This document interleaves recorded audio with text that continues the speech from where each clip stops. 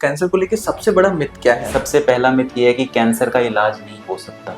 Biopsy को लेके बहुत सारी आम धारणाएं कि बायोप्सी फैलने से इसका जी। इशू बाद में देखने को मिलता है। नहीं, ये सही नहीं है। एक्चुअली जो सच है वो इसका टोटली बिल्कुल अपोजिट है, बिल्कुल 180 डिग्री विपरीत है। कैंसर को लेके शुरुआती लक्षण क्या देखने को मिलते हैं? कि वजन कम होना, जैसे कि कोई भी शरीर में ऐसी गांठ का महसूस होना जो बढ़ती जा रही हो कुछ दिनों में या महीनों में, कुछ मुंह से खून आना या लैट्रिन के रास्ते खून आना, महिलाओं में वजाइना से बहुत ज़्यादा डिस्चार्ज या ब्लीडिंग होना, ये कुछ ऐसी चीज़ें हैं जो कि कैंसर के लक्षण हो सकती हैं। आमतौर पर खान पान में ऐसा क्या होता है जिससे कैंसर हो सकता है? कि कोई भी ऐसा खान पान नहीं है जिससे ये बीमारी पक्का ही होगी, ऐसा नहीं है।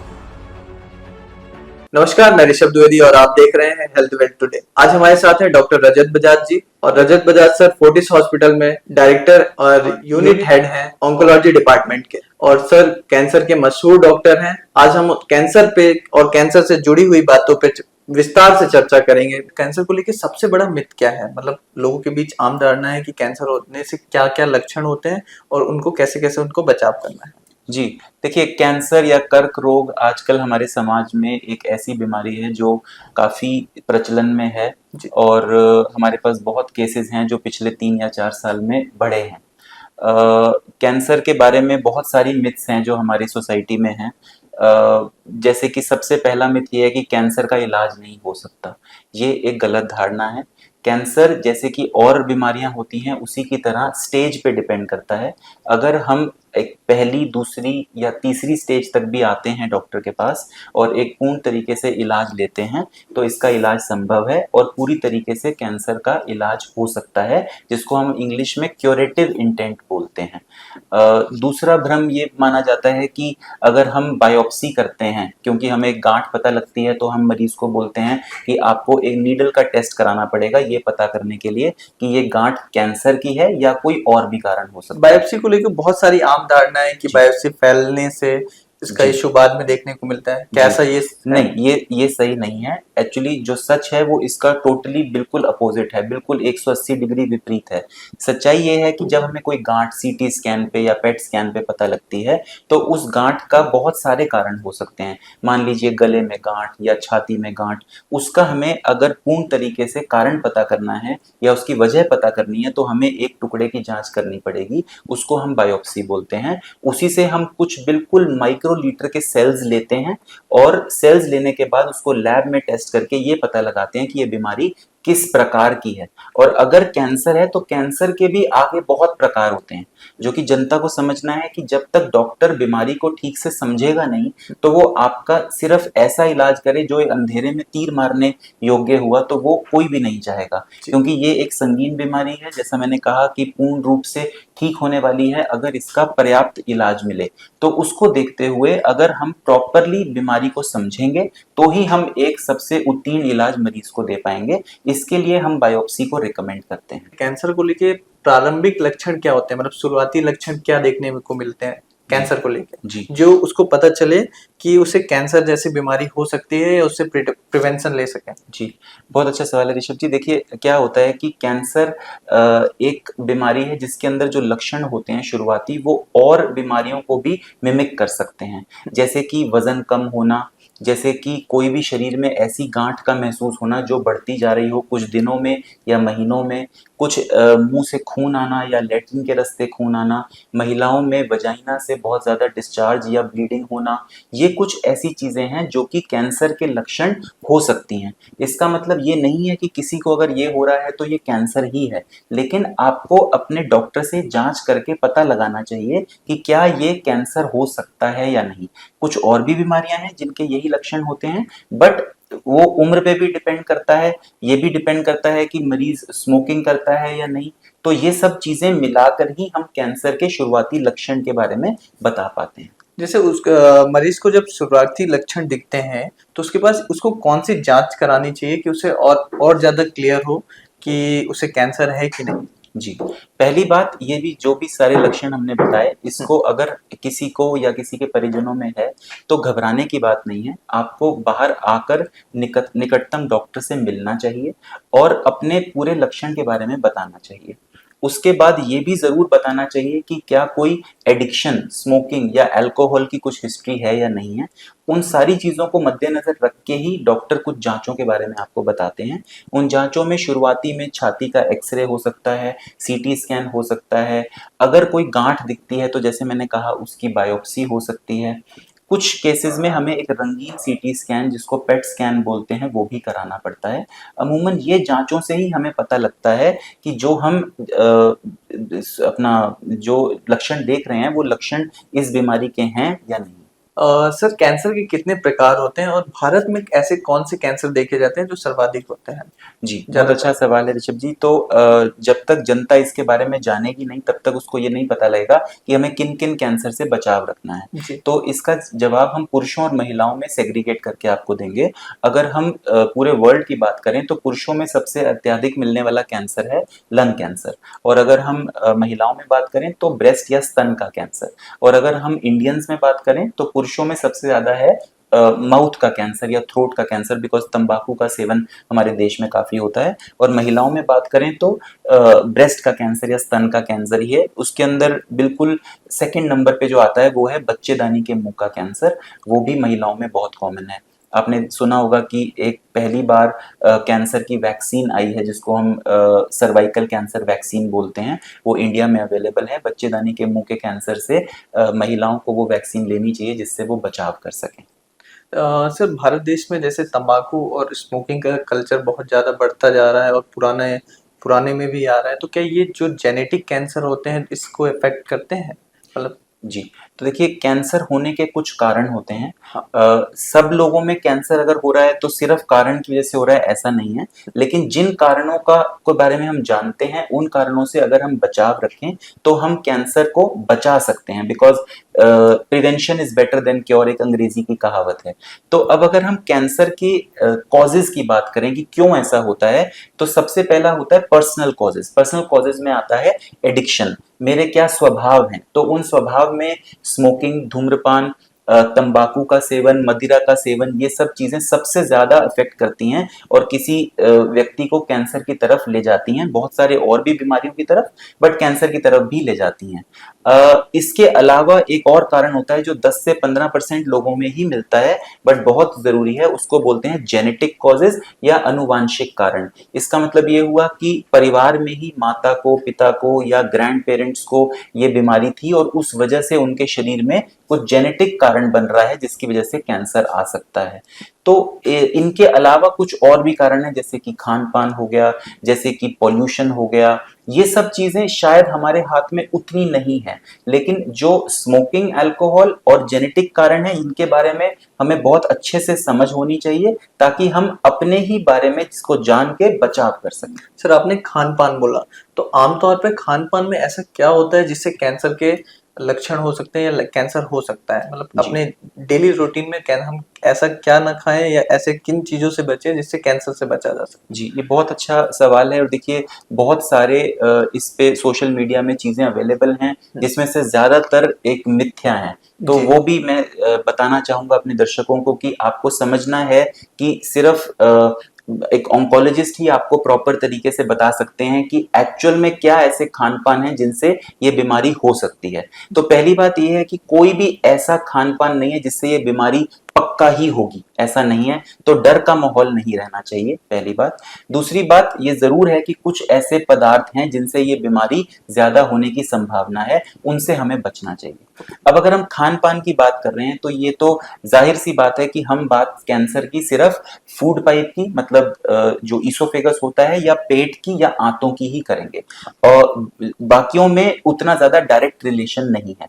तो अगर हम फूड पाइप और स्टमक की बात करें तो उसमें अगर हम बहुत ज्यादा गर्म पदार्थ लेते हैं जैसे कि गर्म चाय या गर्म कॉफी, तो वो over a period of time 15 या 20 साल में जो फूड पाइप और स्टमक के म्यूकोजा होता है उस पे इफेक्ट डालती है और उस पे सेल्स को बढ़ावा देकर इस बीमारी की तरफ लेके जा सकती है।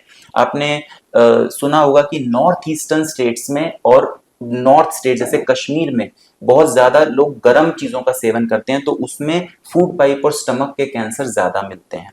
एक और चीज की एक प्रचलन है जहां पर ठंड ज्यादा होती है कि हम मीट खाएंगे तो चार्ड मीट खाएंगे, जिसको हम बारबेक्यू बोलते हैं, चार्ड मीट। तो वो भी खाने से वो स्मोक, एडिशनल स्मोक अंदर जाता है, जिसकी वजह से ये बीमारी उत्पन्न हो सकती है। एक और चीज है जिसको हम बोलते हैं रेड मीट या मटन, तो वो खाने से आंत का कैंसर के संभावना जो है वो बढ़ जाती है। और अगर हम एक जनरल बात करें तो ओबेसिटी, अगर हम एक फैटी फूड ज्यादा लेते हैं, फास्ट फूड ज्यादा खाते हैं, तो उससे ओबेसिटी होती है, मोटापा होता है, उससे बहुत सारे कैंसर्स उत्पन्न होने का खतरा रहता है, जो कि एक इनडायरेक्ट रिलेशन है, जैसे कि breast cancer, kidney cancer, pancreas cancer, ये सब चीजें। तो इसलिए खान पान में हमें ऐसे तत्व लेने चाहिए जिनके अंदर एंटीऑक्सीडेंट्स होते हैं, जैसे कि फल हो गए, जैसे कि हरी सब्जियां हो गई। वो एंटीऑक्सीडेंट्स हमारे शरीर में जाके इन अगर रसायनों का प्रयोग हम कर भी रहे हैं जाने अनजाने में, तो उनका काट करेंगी और हमें इन बीमारियों से बचाएंगी। सर क्या मोबाइल रेडिएशन से भी कैंसर हो सकता है, ऐसा मिथ है या ओरिजिनलिटी है ऐसा? जी, तो देखिए ये मैं मोर और लेस इसको मिथ ही बोलूंगा।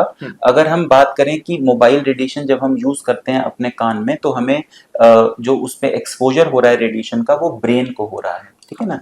तो ब्रेन की एक्सपोजर के लिए रेडिएशन का एक्सपोजर कॉन्टिन्यूअस 25 से 30 मिनट का अगर होता है और ये होता रहे अगले 10 साल तक, तो ये बीमारी कुछ बढ़ने का खतरा करती है, बट ये एक डायरेक्ट कॉजल रिलेशनशिप में अभी तक पाया नहीं गया। ओके सर, खान पान की बात हो गई, मोबाइल रेडिएशन की बात हो गई, जो हमारे डेली रूटीन है, लाइफस्टाइल है, जो हमारा डेली रूटीन और लाइफस्टाइल है, इससे संभावित कुछ ऐसी रूटीन्स हैं या कुछ चीजें हैं जो कैंसर को प्रभावित करती हैं? देखिए जैसे मैंने कहा कि हमें अपने लाइफस्टाइल में चेंजेस लाने चाहिए, और वो किसी भी बीमारी के लिए कॉमन है। देखिए दो तरह की बीमारियां होती हैं, एक होती हैं कम्युनिकेबल, एक होती है नॉन कम्युनिकेबल। कम्युनिकेबल का मतलब कि अगर किसी को छींक आई तो उससे किसी को, सामने वाले को वायरल फीवर हो गया या टीबी हो गया। कैंसर एक कम्युनिकेबल बीमारी नहीं है। बहुत बार हमसे ये पूछा जाता है, बहुत बड़ा मतलब पॉइंट है जी कि कम्युनिकेबल, जैसे कोविड-19 था जी तो जी वो एक दूसरे से होता फैलता था। जी।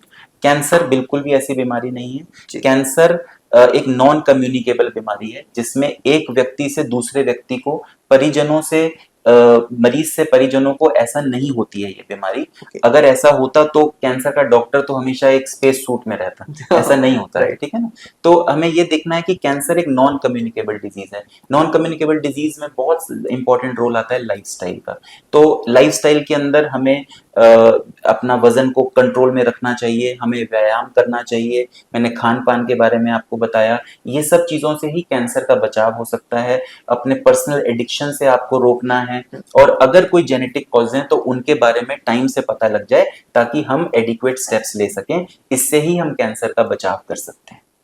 सर मतलब जो आपने बोला कम्युनिकेशन, मतलब एक ये मेरे लिए भी और मेरे दर्शकों के लिए भी बहुत बड़ी चीज है कि कम्युनिकेशन मतलब वो वर्ड कम्युनिकेबल डिजीज नहीं है। कम्युनिकेबल डिसीज नहीं है, मतलब एक दूसरे से फैलता एक दूसरे से फैलता नहीं। आसान भाषा में सर, जी जितना हम हो सकता है दर्शकों को आसान भाषा में समझाने का प्रयास करेंगे जी आपके माध्यम से। जी सर फिलहाल कैंसर के जो मोस्टली ट्रीटमेंट है वो अभी इंडिया में या वर्ल्ड में सबसे ज्यादा कैसे कैंसर को ठीक किया जाता है? जी, देखिए 3 तरह का इलाज होता है कैंसर का।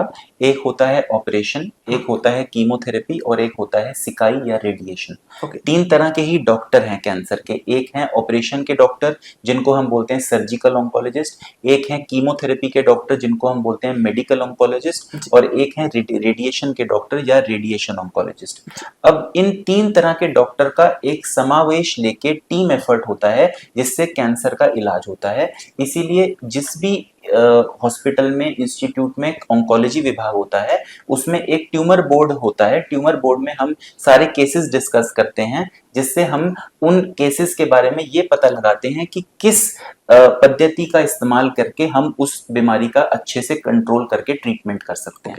अगर शुरुआती स्टेज की बात करें, पहली या दूसरी स्टेज, तो अमूमन पेशेंट को हम सर्जरी की तरफ बताते हैं। सर्जरी के बाद एक रिपोर्ट बन के आती है, जिसके आधार पे हमें ये पता लगता है कि हमें कीमोथेरेपी या सिकाई मरीज को देनी है या नहीं देनी। लेकिन अगर अनफॉर्चुनेटली किसी को स्टेज 4 में पता लगती है बीमारी, तो हम सर्जरी की तरफ अमूमन नहीं जा सकते, बिकॉज एक अंग को अगर हटा देंगे तो बाकी अंग जहां पर बीमारी फैली है उस पर कोई प्रभाव नहीं पड़ेगा।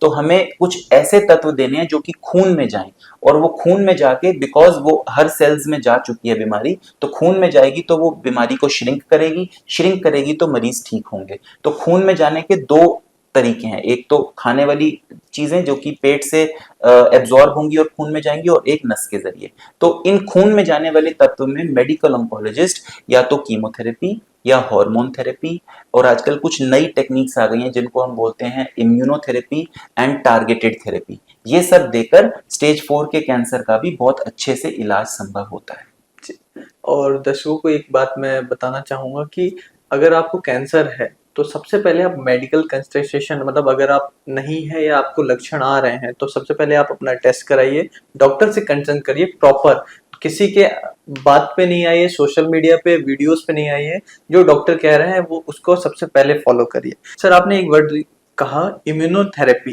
तो ये क्या है, हमारे दर्शकों को विस्तार से इसके बारे में थोड़ा जी, समझाइए। बहुत ज़रूरी है दर्शकों को जानना कि एक लेटेस्ट टेक्नोलॉजी है आजकल, जिसमें हम इम्यूनोथेरेपी का प्रयोग कर कर स्टेज 4 के मरीजों को भी बहुत अच्छे से कंट्रोल ऑफ डिजीज और क्वालिटी ऑफ लाइफ दे सकते हैं। तो इम्यूनोथेरेपी एक ऐसी पद्धति है जो कि कीमोथेरेपी से अलग है।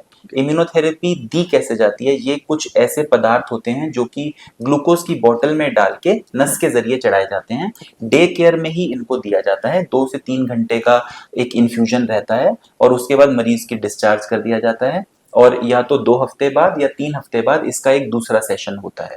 तो ये कोई मशीन में जाकर देने वाली थेरेपी नहीं है, जो कि कुछ लोग हमसे आके ये पूछते हैं, तो ऐसा नहीं है। अब ये काम कैसे करती है, ये कीमोथेरेपी से कैसे अलग है? तो ये काम इस तरीके से करती है कि आपको पता है कि कैंसर जब शरीर में घुसता है तो वो आपके अपनी इम्यून सेल्स को खराब कर देता है, बिकॉज अपने इम्यून सेल्स जो होंगे वो कैंसर को नष्ट करने का दम रखते हैं। तो कैंसर सबसे पहले उठकर उन्हीं सिक्योरिटी गार्ड या इम्यून सेल्स को खत्म कर देता है, जिससे कि वो अपने हिसाब से और अपनी स्पीड से बॉडी में ग्रो कर सके। अब इम्यूनोथेरेपी कैसे डिफरेंट है कि इम्यूनोथेरेपी जाकर एक नॉर्मल सेल्स और इम्यून सेल्स के बीच में डिफरेंशिएट करती है, और इम्यून सेल्स को जो कि कैंसर ने उनको सुला दिया है ताकि वो अपने हिसाब से बॉडी में स्प्रेड हो सके, इम्यून सेल्स को एक्टिवेट कर देती है इम्यूनोथेरेपी। तो आपकी नेचुरल किलर सेल्स जो हैं वो एक्टिवेट हो गए, और शारीरिक एक ऊर्जा आ गई जिससे बीमारी जो बाहर से आई है उससे लड़ा जा सके। तो ये एक बेहतर उपाय है या बेहतर इलाज है बीमारी से लड़ने का। इससे एक और फायदा ये है कि जो शरीर के नॉर्मल सेल्स हैं, इम्यूनोथेरेपी उनको कुछ ज्यादा परेशान नहीं करती, बिकॉज इम्यूनिटी सेल्स जो शरीर के हैं वो नॉर्मल सेल्स को पहचानते हैं। तो इसके साइड इफेक्ट्स जरूर हैं, लेकिन कीमोथेरेपी जैसे नहीं है, जैसे कि बाल चले जाना, मुंह का टेस्ट खराब हो जाना, भूख नहीं लगना, कुछ ऐसी चीजें हैं जो सोसाइटी में है कीमोथेरेपी के बारे में। इम्यूनोथेरेपी में ऐसा नहीं होता। और ऐसा देखा गया है कि जो हेड एंड नेक के कैंसर होते हैं, जो कि गाल के, मुंह के, थ्रोट के कैंसर हो गए, फेफड़े के कैंसर हो गए, उनमें इम्यूनोथेरेपी एक वरदान की तरह साबित हुई है पिछले 4 से 5 साल में जब ये इंडिया में आई है। हमने बहुत सारे पेशेंट्स में इम्यूनोथेरेपी करके एक अच्छा आउटकम दिया है। बट ये इम्यूनोथेरेपी सबके लिए नहीं है। आपके डॉक्टर ही आपको बता पाएंगे कि आपके लिए, आपकी स्टेज के हिसाब से, आपकी बीमारी के हिसाब से इम्यूनोथेरेपी लिए आपके लिए कारगर हो पाएगी या नहीं। सर आपने कम्युनिकेबल डिसीजेस के बारे में बात की, तो क्या पार्टनर्स के साथ फिजिकल रिलेशन, जब पार्टनर फिजिकल रिलेशन बनाता है तो क्या वो जब फिजिकल रिलेशन में होता है तो क्या वो ट्रांसफर हो सकता है कैंसर? नहीं, एक जी नहीं। सो सेक्सुअल कांटेक्ट से कैंसर ट्रांसफर नहीं होता। हमें बहुत लोग पूछते हैं कि अगर सेक्सुअल ऑर्गन्स का ही कैंसर है तो क्या ऐसा हो सकता है, तो उसका भी जवाब ये है कि सेक्सुअल ऑर्गन्स के कैंसर होने पर भी सेक्सुअल कांटेक्ट से कैंसर जो है वो ट्रांसफर नहीं होता है। सर ऐसा कहा जाता है कि ब्रेस्ट फीड ना कराने वाली महिलाओं को ब्रेस्ट कैंसर हो सकता है, तो क्या ये सच है या मिथिक है? जी देखिए, ये एक तरह से लिंक्ड है, वो मैं आपको समझाता हूँ कि क्या होता है कि जब आप ब्रेस्ट फीडिंग नहीं करवाते हैं तो शरीर में ईस्ट्रोजन का जो अमाउंट होता है वो बढ़ा हुआ होता है, और अगर ईस्ट्रोजन का अमाउंट बढ़ा हुआ होता है तो वो ब्रेस्ट कैंसर का की तरफ पेशेंट को लेके जा सकता है। तो इसका डायरेक्ट लिंक नहीं है, लेकिन एक इनडायरेक्ट लिंक है। इसीलिए आपने देखा होगा कि आजकल ब्रेस्ट कैंसर के बहुत सारे मामले बढ़ रहे हैं। तो वो क्यों बढ़ रहे हैं, उसके कुछ कारण हैं। वो कारण ये है कि अगर हम देखें आज से 20 साल पहले महिलाओं की जो विवाह है वो करीब करीब 20, 22, 25 साल में हो जाता था। पहला बच्चा भी अगले 1-2 साल में हो जाता था। अभी क्या है कि महिलाओं पे बहुत सारे कारणों की वजह से विवाह जो है वो लेट होता है, 30 के बाद, 35 के बाद। तो जो पहला बच्चा है वो भी इसके बाद ही होता है। तो अमेरिकन कैंसर सोसाइटी ने बड़े प्रॉपर तरीके से गाइडलाइंस में लिखा है कि अगर फर्स्ट चाइल्ड बर्थ 30 साल के बाद हो रहा है तो ऐसी महिला में ब्रेस्ट कैंसर होने के चांसेस ज्यादा हैं, क्योंकि शरीर में ईस्ट्रोजन अनअपोज्ड तरीके से होता रहता है इतने टाइम तक। तो वो भी एक कारण है ब्रेस्ट कैंसर होने का। महिलाओं में धूम्रपान का प्रयोग ज्यादा होना शुरू हो गया है, मदिरा का प्रयोग ज्यादा होना शुरू हो गया है, ओबेसिटी ज्यादा है, फास्ट फूड मैंने आपको बताया ही। तो ये भी कुछ कारण है जिसकी वजह से ब्रेस्ट कैंसर बढ़ रहा है। बहुत लोग बच्चों में ब्रेस्ट फीडिंग नहीं करवाते हैं क्योंकि ब्रेस्ट का शेप नहीं खराब हो जाए। तो वो भी कारण है कि अनअपोज्ड ईस्ट्रोजन जो है शरीर में रहता है, जिसकी वजह से ब्रेस्ट कैंसर हो सकता है। आजकल कई महिलाएं रील देखने का प्रचलन बहुत है भारत देश में, और वर्ल्ड वाइड भी है। तो महिलाएं जब बच्चों को लेके रील देखती हैं तो क्या उसका असर जो है बच्चों पे होता है, कैंसर ऐसा हो सकता है? नहीं, ये चीज इससे लिंक नहीं है। अच्छा, ओके। आजकल कई कपल जो है इंटीमेट के दौरान फ्लेवर्ड कॉन्डम हो गए, च्यूएबल इनरवियर हो गए, तो ऐसे चलन बहुत ज्यादा है। तो क्या इसमें प्लास्टिक और एडेड शुगर की वजह से वो कैंसर हो सकता है? नहीं, ये सब चीजों का प्रयोग करने से इस बीमारी की तरफ कोई लिंकेज नहीं है अभी तक। ओके सर, किचन में ऐसी कौन कौन सी चीजें होती हैं जिससे कैंसर से संबंध है या कैंसर हो सकता है उन चीजों से? जी, देखिए ये भी एक बहुत सारी डिबेट इस बात पे हो चुकी है कि क्या हम जो अपने बर्तन यूज करते हैं उस बर्तन से डायरेक्टली कैंसर का लिंक होता है या नहीं। तो इस पे कुछ स्टडीज हैं जो कि हाँ में है और कुछ स्टडीज ना में है। तो आपको ये समझना है कि इस बात का बहुत ज्यादा डर का माहौल नहीं पैदा करना होता है समाज में। आपको कुछ चीजों के बारे में समझना है कि ये चीजें अगर हम अवॉइड कर सकें तो सबसे अच्छी हैं। उसमें है प्लास्टिक के जो बर्तन होते हैं उसको अगर हम बार बार रीयूज करके रीहीट करके करें तो कुछ तत्व ऐसे फूड में आ सकते हैं जो कार्सिनोजेनिक कंपाउंड्स को पैदा कर सकते हैं। दूसरी चीज होता है कि अगर एल्यूमिनियम के बर्तन हैं तो वो भी अगर हम अवॉइड करें तो ज्यादा अच्छा है। ब्रास की चीजें या आयरन के बर्तन अगर हम इस्तेमाल करें, तांबे की चीजें और लोहे की चीजें, तो वो ज्यादा बेहतर हैं, बिकॉज इनमें कार्सिनोजेनिक प्रोडक्ट्स का उत्पन्न होना सबसे कम देखा गया। मतलब पहले के जमाने में क्या लोग ब्रास के और लोहे तांबे के लोहे बर्तन तांबे के खाते थे? ज्यादा थे तो इसलिए, और अभी एल्यूमिनियम के ज्यादा आने लग गए हैं। बट जैसा मैंने कहा कि ये डायरेक्ट कॉजल रिलेशनशिप में नहीं आता। कुछ स्टडीज हैं जो इस तरफ इशारा करती हैं। अगर हम इसको चेंज कर सकें अपनी रसोई में तो इससे अच्छी कोई बात नहीं। सर, कैंसर के बचाव के लिए ऐसे कौन से 5 फूड हैं जो खाने चाहिए और जो नहीं खाने चाहिए? जी, तो देखिए नहीं खाने पे ज्यादा जोर दूंगा मैं। सबसे पहले आपको समझना है कि hot coffee and hot T in large quantity should be avoided. Red meat should be avoided as much as possible. Number 3 is spices and spicy food is not good for your food pipe and stomach. Number 4 में आता है processed चीजें, और number 5 में आता है excessive starch और sugary food. ये आपको अवॉइड करना चाहिए। अगर हम बात करें क्या चीज हमें खानी चाहिए तो फ्रूट्स जिसके अंदर एंटीऑक्सीडेंट्स होते हैं। Number 2 broccoli is very good. Vegetables में आता है स्पिनच या ग्रीन लीफी वेजिटेबल्स या टोमेटो, ये जरूर लेना चाहिए। नंबर 4 हमें होल ग्रेन्स लेने चाहिए, जैसे कि ओट्स हो गए, ब्राउन राइस हो गए। ये प्रोसेस्ड फूड से ज्यादा अच्छे हैं। मैदे से ज्यादा अच्छा आटा है, ये समझना है। ये सारी चीजें हैं जो हमें कैंसर से बचाव की तरफ लेके जाती हैं। सर, मेंटली हैप्पी रहने से क्या कैंसर ठीक होता है? देखिए, कैंसर के इलाज के दौरान हम मरीजों को ये बताते हैं कि हमारे इलाज के साथ साथ कुछ और भी चीजें हैं जो उनको ध्यान रखनी है। जैसे कि व्यायाम करना है, योगा करना है और एक पॉजिटिव मेंटल एटीट्यूड रखना है। एक पूरी अमेरिका में स्टडी है जिसके अंदर सेम बीमारी, सेम मरीजों को एक पॉजिटिव एटीट्यूड से इलाज दिया गया और एक नेगेटिव एटीट्यूड से, और देखा गया कि पॉजिटिव एटीट्यूड के लोगों के रिजल्ट्स ज्यादा अच्छे आए। तो इसलिए अगर आप एक अच्छा मेंटल स्टेट रखेंगे तो डेफिनेटली इस कैंसर के ट्रीटमेंट में आउटकम्स बेहतर पाए जा सकते हैं। सर कुछ समय पहले नवजोत सिंह सिद्धू का दावा था, ये सच था कि ये मिथ था? जी, नवजोत सिंह सिद्धू जी ने और कुछ और लोगों ने भी कुछ टाइम पहले हमें ये बताया कि अगर कैंसर के इलाज के दौरान खाना पीना बंद कर दिया जाए, स्पेशली अगर दूध का सेवन ना हो, अगर आटा नहीं खाया जाए और अगर चीनी का सेवन ना करें, तो ये कैंसर को के सेल्स को मारता है और कैंसर इससे ठीक हो जाता है। मैं आपके माध्यम से दर्शकों को बताना चाहूंगा कि ये एक बहुत बड़ा मिथ है, ये सच्चाई नहीं है। आपको ये समझना है कि कैंसर एक वॉरबर्ग इफेक्ट के ऊपर चलता है, जिसकी वजह से ये शुरू में कुछ चीजें ऐसी मानी जाती थी कि शुगर पे कैंसर थ्राइव करता है, बट ये सच्चाई नहीं है।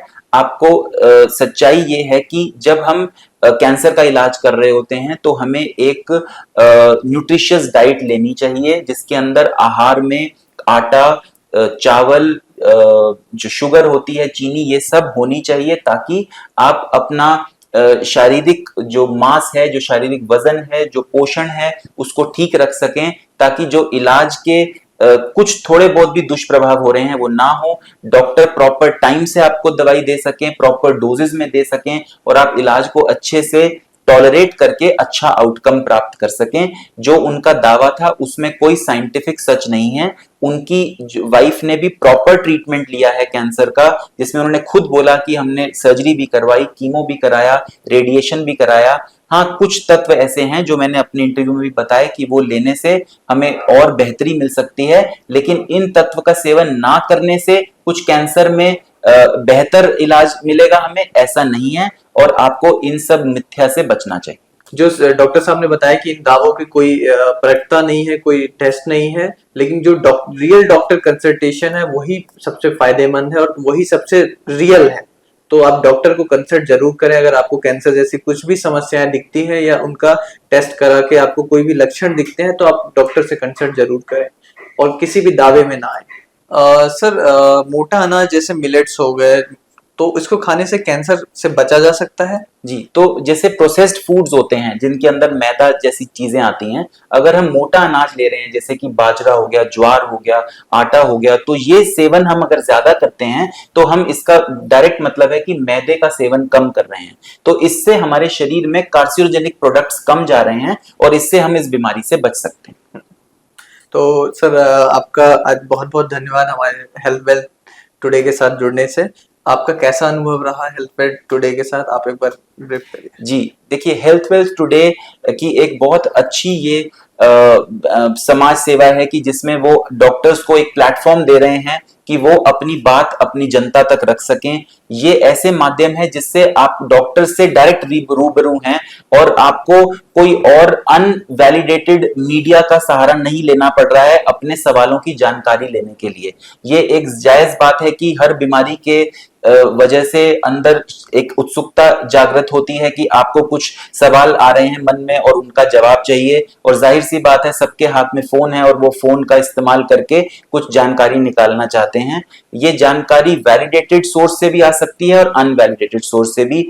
हेल्थ वेल्थ टुडे का ये माध्यम एक वैलिडेटेड सोर्स है जिसमें आप हमारे जैसे डॉक्टर्स को बुलाते हैं और डायरेक्ट सवाल पूछते हैं जो जनता के सवाल हैं, जो कि उसका जवाब देके जनता को लाभ मिल सकता है। और मैं आपका अभिनंदन करना चाहूंगा कि आपने इस पॉडकास्ट को किया और मुझे यहाँ पे बुलाया, और आई थिंक हमारे व्यूअर्स को भी इससे काफी हेल्प मिली होगी, और आशा करता हूँ कि व्यूअर्स के कुछ और सवाल होंगे तो हम उनका जवाब दे पाएंगे। जैसा सर के जो भी सवाल हो आप हमें कमेंट डाउन में लिख सकते हैं और हम कोशिश करेंगे सर के साथ जब दोबारा पॉडकास्ट करेंगे तो उन सवालों को भी सर के साथ रखें जो कि आपके हैं और जनरल सवाल हैं, जो आम पब्लिक के सवाल हैं, और जो भी मिथ और समस्याएं जो हमसे छूट गई हो हम उसको नेक्स्ट पॉडकास्ट में हम कवर करेंगे।